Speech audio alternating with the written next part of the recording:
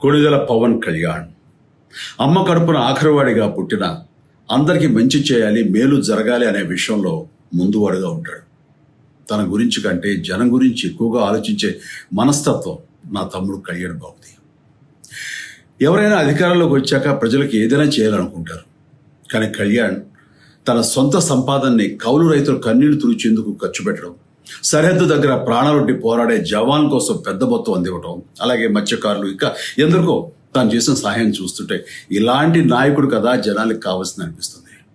ఒక రకంగా చెప్పాలంటే సినిమాలోకి తను బలవంతంగా వచ్చాడు, రాజకీయాల్లో మాత్రం ఇష్టంతోనే వచ్చాడు. ఏ తల్లికైనా తన కొడుకు కష్టపడుతుంటే గుండె తరుక్కుపోతుంది. అలాగే ఏ అన్నకైనా తన తమ్ముడు అనవసరంగా మాటలు పడుతుంటే బాధ వేస్తుంది. అలా బాధపడుతున్న నా తల్లికి ఈ అన్నయ్యగా ఒక మాట చెప్పాను. నీ కొడుకు ఎంతోమంది తల్లుల కోసం, వాళ్ళ బిడ్డల భవిష్యత్తు కోసం చేసే యుద్ధం అమ్మా ఇది. మన బాధ కంటే అది ఎంతో గొప్పది అన్నాను. అన్యాయాన్ని ఎదిరించకుండా మౌనంగా ఉండే మంచివాళ్ల వల్లనే ప్రజాస్వామ్యం మరింత నష్టం అని నమ్మి జనం కోసం జన సైనికుడు అయ్యాడు. తాను బలంగా నమ్మిన సిద్ధాంతం కోసం తన జీవితం రాజకీయాల్లోకి అంకితం చేసిన శక్తిశాలి పవన్ కళ్యాణ్.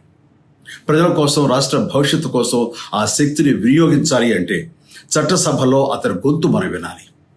జనమే జయను నమ్మే జనసేనాని ఏమి చేయగలడో చూడాలంటే మీరు పిఠాపురం ప్రజలు కళ్యాణ్ని గెలిపించాలి. మీకు సేవకుడుగా, సైనికుడుగా అండగా నిలబడతాడు. మీకోసం ఏమైనా సరే కలబడతాడు, మీ కళ నిజం చేస్తాడు. పిఠాపురం వాస్తవ్యులకు మీ చిరంజీవి విన్నపం. గాజు గ్లాసు గుర్తుకి మీ ఓటు వేసి పవన్ కళ్యాణ్ని గెలిపించండి. జై హింద్.